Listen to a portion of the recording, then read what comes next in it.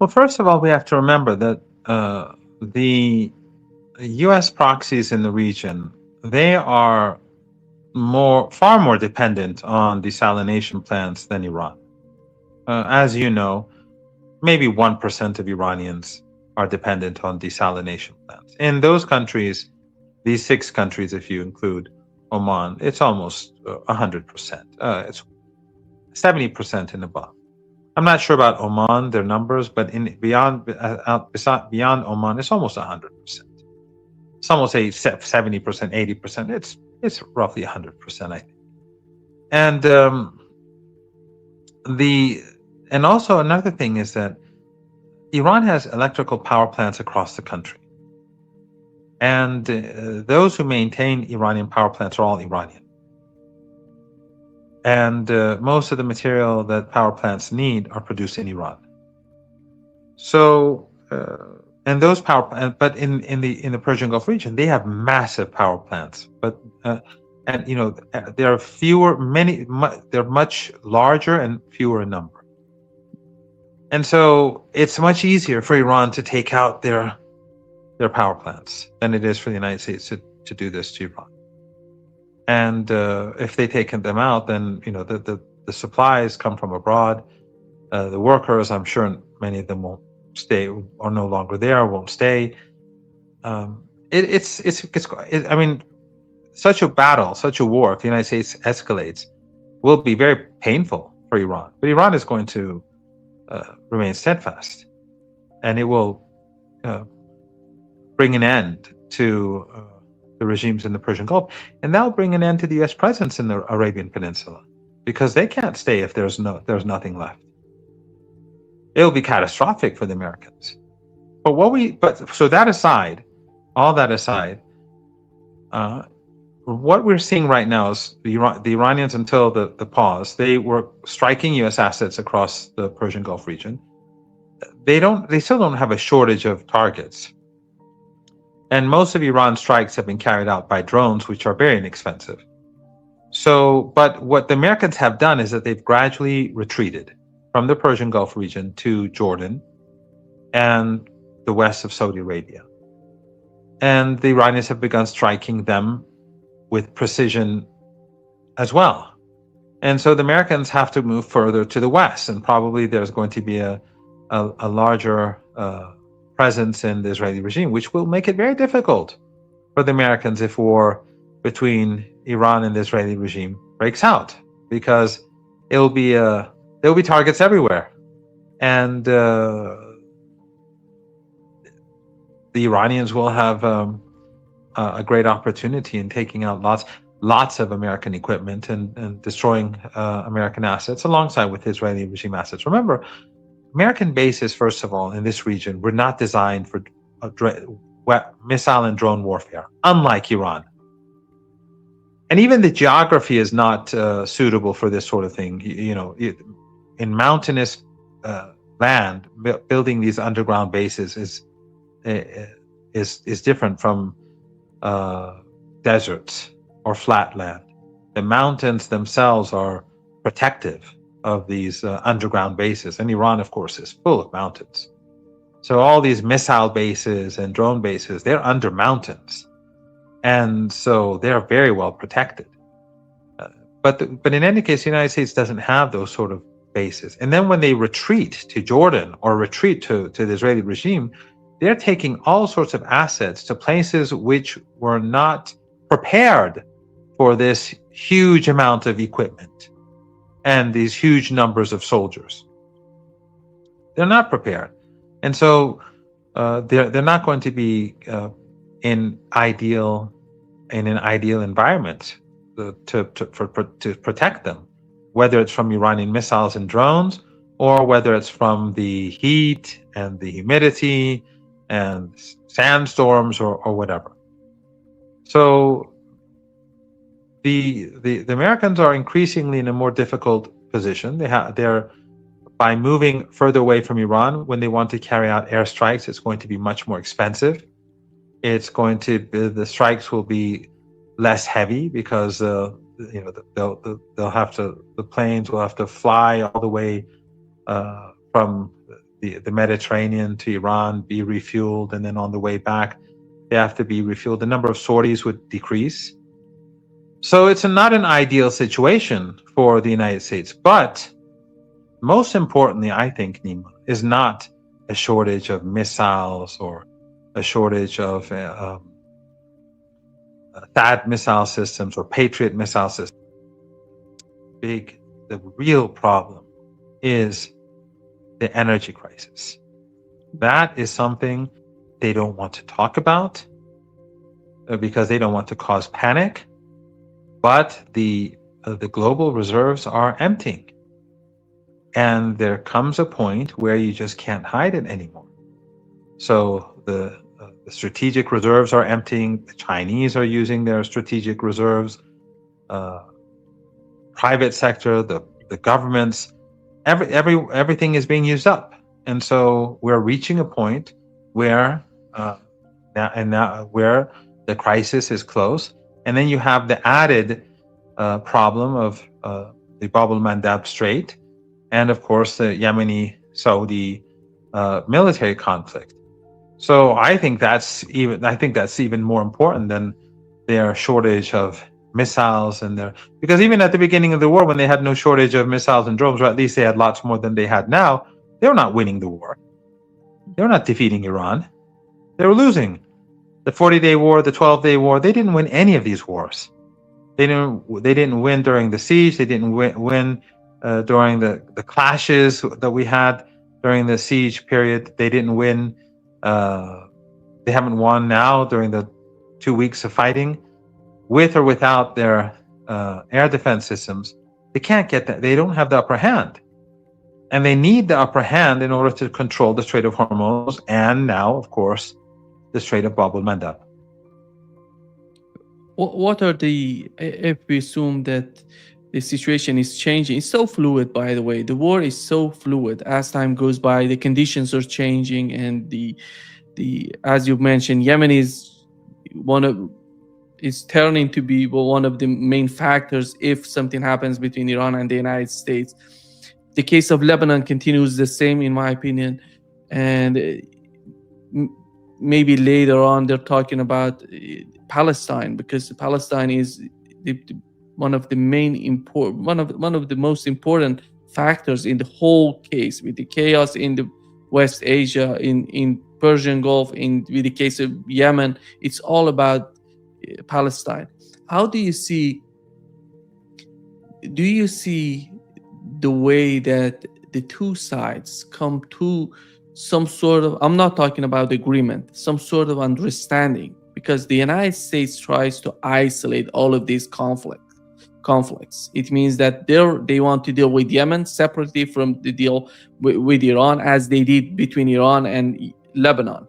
Right after signing the MOU, they signed another MOU with Lebanon and trying to separate the two. And is Iran going to force them to connect all of these issues, all of these conflicts together? Is that going to be possible, in your opinion? Well, the Iranians won't accept any agreement that doesn't include these issues. So it's either they accept or there's no agreement. And you have the Strait of Hormuz. So the United States has to choose its fate. Iran won't accept any of the elements that were in the MOU to be removed from the table. As I said, Iran will be more demanding, and they will demand certain things up front before they do anything. It won't be like last time round. So either there's no agreement and Trump brings down the global economy, or there is an agreement. But it will all depend on Trump. I don't know if it's possible.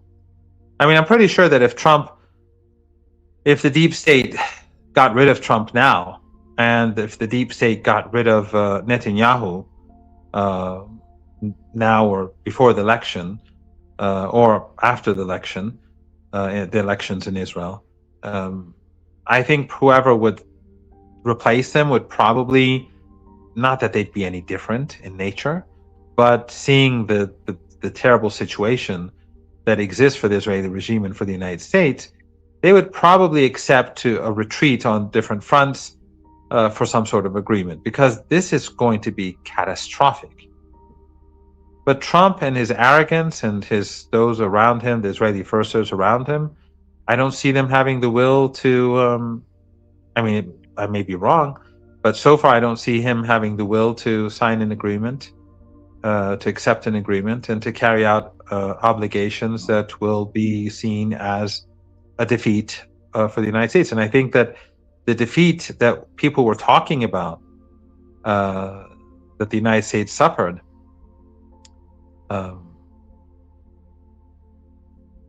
I think by the time this is over, the defeat is going to be much greater.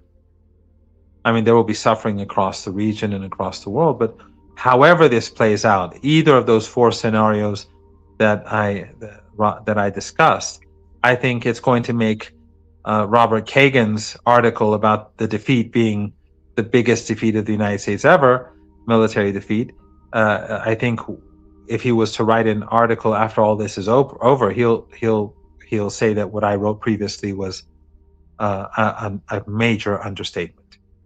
So the longer this lasts, the worse it is for the United States. As I said, it will be painful for everyone, for us, for you, for me, for all of your viewers. A global economic depression is catastrophic for the world. But it will be the ultimate defeat will be for the empire and the United States and Trump and the Zionists and the Zionist lobby and all those who supported this war. Because remember, people across the world are going to remember who did this. And Americans are going to remember who brought this about. It will be Trump, Netanyahu, Zionism, the Zionists. Their support has already collapsed, even in the United States. And then if we go to a much more catastrophic situation, the animosity towards Zionism is going to, I think, reach a new level in the United States. So I don't know. I mean, if it was again, if he was sane, if he wasn't such a psychopath and unstable, I think he would accept a deal today. He would have accepted it yesterday. But maybe that's what this quiet is about. Who knows? But I think that it's not going to be. I think that it's not going to be so easy. Those people who are criticizing Iran because of the first round, in June 2025, Iran, after the announcement of the ceasefire, Iran said, "Okay, we're gonna, accept the ceasefire." Then in February 20, the second round, Iran said the same. But the problem is that nobody knows what's going on in Iran, and we've learned in the recent days that Iran has learned a lot. First round of the war, the problems with the launchers, or the United States hitting some launchers which were critical. Iran was learning defensively and offensively. The accuracy of missiles have been the accuracy was increased and has increased during the war because of the understanding, the experience they had with the targets. And how did you find the role of those strategic points in the decision that Iran has made so far? Well, Nima, you know that I don't get into these debates, these online debates, because we've been seeing them for the last few weeks.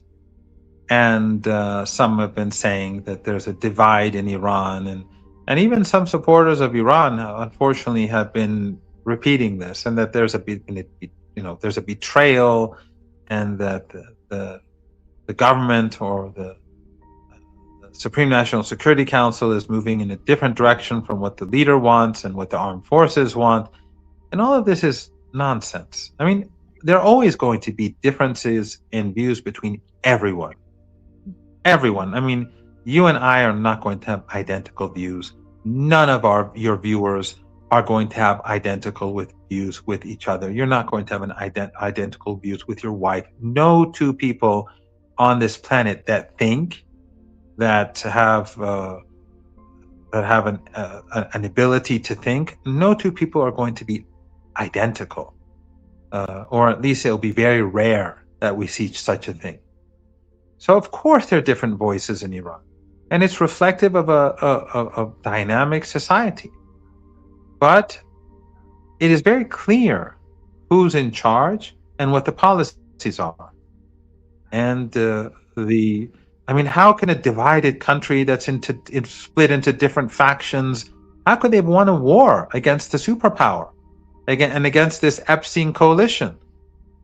It's, these people should, sort of be more nuanced in their assessment of the situation. You're alluding to I think it was the night before last when the spokesman for the IRGC gave a long interview on television. Yeah. And he discussed, right? I haven't seen the interview, ironically. I've heard bits and pieces of it, but I haven't had the time to watch it. And someone actually before your program this morning told me you should watch the program. I was having a conversation with someone, and he was saying, you should watch this. But he was basically saying that no, we did not lose out as a result of the ceasefire or the MOU. We knew what we were doing. We are preparing ourselves for the next phase. I said some of this with regards to selling oil and purchasing critical needs for the country. But he said that, as you rightly pointed out, I don't know if you saw the interview, so if I'm getting it wrong, let me know. From the bits and pieces that I've read online here and there, he was saying that we prepared ourselves. We used that opportunity to improve our missiles, to improve our capabilities, to be able to be more effective on the battlefield, and we were the ones who benefited from the MOU, not the Americans. Am I correct in how I'm depicting what he said? Yeah, you're right. So he is the spokesman for the guards. We have the armed forces, also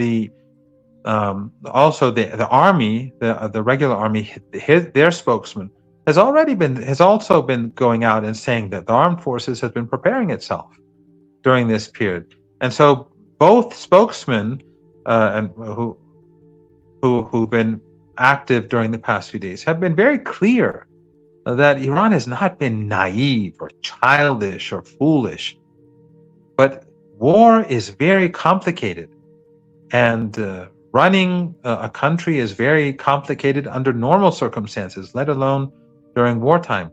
I'm not saying that I agree with, let's say, the president or the foreign minister or the spokesman for the guards or for anyone. I'm not talking politics here. I may have my own views on many issues. I don't usually get involved in internal Iranian politics, not because I don't have views. I express my views in private conversations, in meetings. But when I'm speaking to a broader audience, I don't find it very useful for me to say, well, I don't support the president. I wish this person was the president, or I wish the foreign minister had not said that. But in general terms, the Iranians have been very careful during the 5 months to make sure that in any period, during each period of this war, they've been able to use that to its advantage to get ahead of the enemy, whether it's through its military and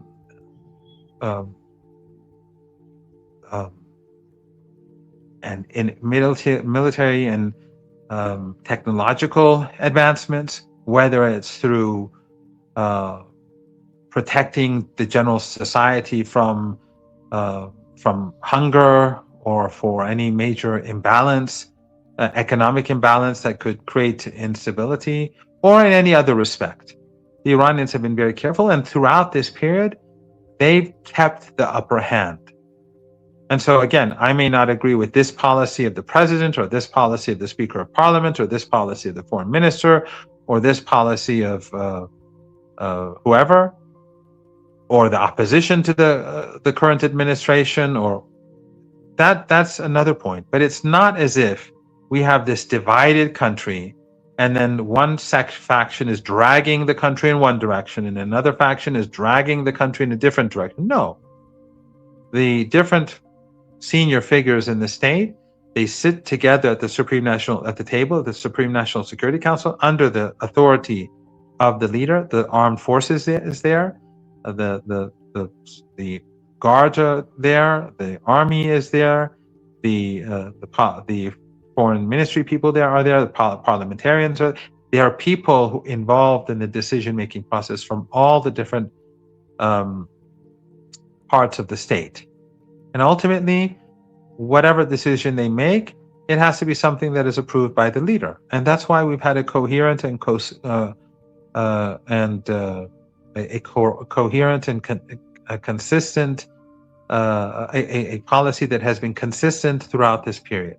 And again, if that wasn't the case, how can a country that's in chaos and in that's deeply divided, have such success against such a brutal and powerful and immoral and barbaric enemy, with all the media power that it has and all the all the proxies that it has across the region? I mean, no country is on our side, no state. The populations are. If you go to Turkey, my friends who were in Turkey, they're saying people cheer Iran on. The government? No, it doesn't. It's on the American side. If in Egypt, people are on Iran's side. The government? No, it's with the Saudis. The same is true in other countries in the Persian Gulf and in Jordan and across the board. People see the reality, but the governments are not with the resistance.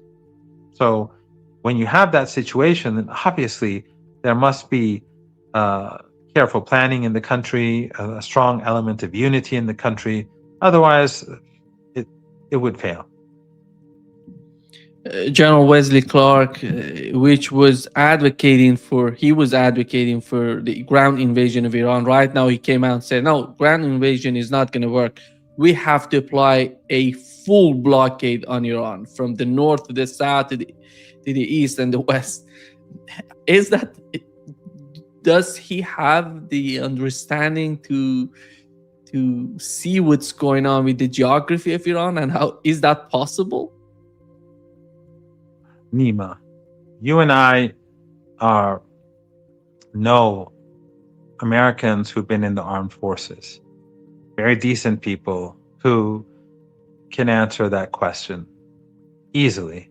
Smart people who were high up in the military who know that's nonsense.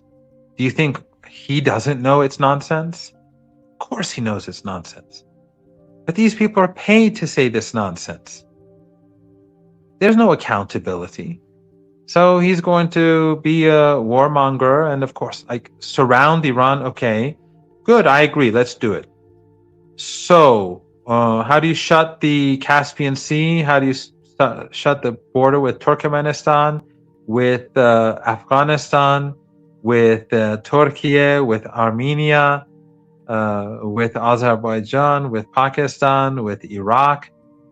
I mean, the Americans would need literally millions of troops to do that. This is a huge country. It's very large. It's almost the size of Europe. How are they going to surround it? And how many of these countries are going to cooperate with the United States? And does the United States even have those